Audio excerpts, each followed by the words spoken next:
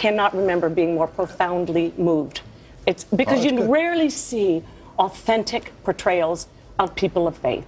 You know, there's usually something a little cheesy about it. And I know you fought hard not to get that into this picture. No, I don't think it's preachy. It's just who the man was. Yeah. For years, I've heard people talk about how cheesy Christian movies are, but not many people explain in detail why. Why is it cheesy when a kid named David kicks a 51-yard field goal against a team named the Giants? Why is it cheesy when a teacher has to go to court because she mentions Jesus in her classroom? Why is it cheesy when all the kids who said God was dead at the beginning of the semester all of a sudden change their minds and say God's not dead at the end of the movie? Why is it cheesy when Kirk Cameron has a fight with his wife? Shut up! I'm sick of you! You disrespectful, ungrateful, selfish woman! There are many who say, well, it's because those are Christian movies and they mention Jesus and the Bible and that's why it's cheesy. But I don't think it's that simple. Not when secular films talk about the Bible and reference Christianity all the time. Shawshank Redemption talks about Christianity quite a bit, and it's not cheesy. The two best Indiana Jones movies focus on biblical artifacts, the Ark of the Covenant, as well as the Holy Grail, the cup Christ drank from during the Last Supper. And it wasn't cheesy. Hacksaw Ridge is literally about a Christian man and his beliefs. And it's not cheesy. Bob and Larry reenact Bible stories and say God made you special and loves you very much at the end of each episode. And while it is a show made for kids, I don't think it's cheesy. My overall point is Christianity does not equal cheesy. Just because Jesus or the Bible is referenced, it doesn't automatically make something cheesy. Given that there have been a lot of Christian films that aren't cheesy, I understand why people would go there. I definitely have. But there is a reason why something is cheesy, and it all comes down to these 4 points. Number 1, authenticity. How many times have you heard someone say that would never happen in real life? While movies aren't real, it is important that the struggles and emotions your characters go through are, because it creates a deep emotional connection with your audience. But if it's not emotionally realistic, people will have a harder time believing the illusion. It's why people hated it when Indiana Jones survived a nuclear blast by getting in a fridge, or when Austin gives up the football game to go and kiss Sam, or when everything, quite literally everything, works out for Coach Grant at the end of facing the Giants. Because it would never happen. Now that's not to say that audiences have a hard time stretching their beliefs from time to time, but you can definitely take it too far. In an interview with Kathy Lee, Mel Gibson, who directed Hacksaw Ridge, explains it best. It gets even crazier what he did after that, but I couldn't even put it in a film because it's so unbelievable. What? Well, he after he gets the shrapnel and they're carrying him off on a stretcher and stuff, he sees a guy who's been shot and he jumps off the stretcher, tends to that guy's wound, says, here, put him on the stretcher. Then he crawls back, 300 yards and he gets shot up again by snipers and stuff. It was like... And you left that out? Well, kind of, because it was almost too much to believe. When your character's emotions are realistic, it makes everything better. Horror films are more terrifying, action movies are more intense, drama films are more heartfelt, and comedy films are more hilarious. You play ball like a girl!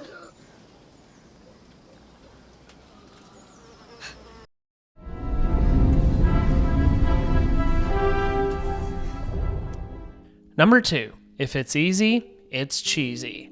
Whenever a movie makes it too easy for your hero to win, it's boring because the hero doesn't have to do anything. And as we all know, That's not how the Force works. life is hard and there's always a problem to solve. And if everything is perfect and easy, it's just boring and not realistic. Just say a prayer and the cancer goes away. Have the hero magically find information they need. Have our hero be given a high-tech suit instead of having to create one themselves. When writers get lazy with their storytelling, it makes everything less compelling and sometimes really cringy. Somehow Palpatine returned. We as an audience want to see our hero overcome hardship because in real life, we have to overcome hardship. It's inspiring and it's by far the best way to get rid of lazy writing. I have a phrase that I tell anyone who is an aspiring screenwriter, and that phrase is this: no matter how bad things are, you can always make it worse. This can be used in any genre of film and almost always makes your story better. For example, in Spider-Man 2, Peter Parker gets beat on throughout the entire film. Peter starts the film getting fired for not delivering pizzas on time. He goes to the Daily Bugle and has to give a picture of Spider-Man to J. Jonah Jameson, who will then use it to destroy his image.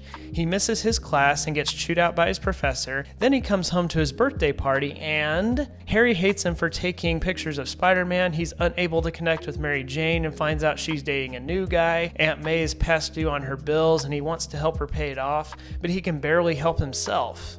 And that's just the beginning of the movie. Rent? No one will be seated after the doors are closed. You're fired! Miss Mary Jane Watson has just agreed to marry me. Wake up! Shoot the picture!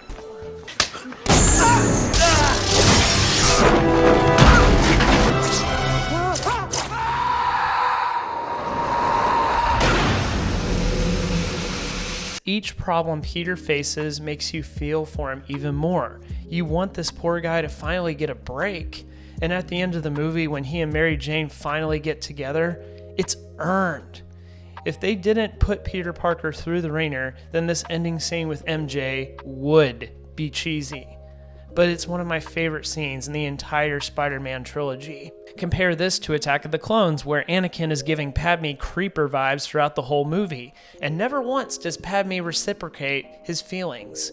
If anything, she's uncomfortable most of the time. So at the end of the movie, when Padme says, I truly, deeply love you, it comes out of nowhere. You don't buy this romance at all because it feels forced and in your face. Which brings me to my next point. Number 3, forced agenda. I have a question for you. Why do people go to the movies? Is it because they want to hear about your religious or political beliefs? No! People go to the theater to be entertained, to be inspired. But yet a lot of movies nowadays are concerned with pushing their agenda. Put a chick in it, make her gay! In the case of Christian movies, the problem is they are so focused on conveying a message and they don't really care about the story. So many times characters become Christian out of nowhere, whether it makes sense or not, just so they can get their message across. This may be controversial opinion, but here it comes. The message is not our job. We should not be forcing a message down people's throats because they don't want that. That's not to say messages in movies are bad. Some of my all-time favorite movies have some of the most powerful messages in them. But the thing is, in those movies, the message comes from the story, not the other way around. To quote Martin Scorsese, don't try to preach something to your audience. Rather give them situations and let them decide for themselves. Christian movies, on the other hand, have a clear message they are all trying to convey, and they build their stories around that, and it almost never works, because it's obvious they are not interested in telling a story, but rather getting their message across. But as I've already stated, audiences don't want that. So how do you make a message work in a movie, you may ask? It's simple. You don't worry about it. I'm going to do nothing. Every time I sit down to write, I just focus on the story, the characters, and the real human emotions, and I let the Holy Spirit do what He does best. Bring a powerful message through my story in a way that I never could. Because let's be real, does anyone give a crap about what I have to say compared to what the Holy Spirit has to offer? There's nothing that I can come up with that would even remotely compare. And that's how Jesus told His parables. He didn't stop in the middle of the prodigal son and address that the father was supposed to be God. He let the story speak for itself. And the powerful messages in His parables came naturally through the Holy Spirit. And because of that, people started following him because they just couldn't get enough of it. Adrian! Rocky! Hey, where's your hat? I love you! I love you. Number 4, sincerity.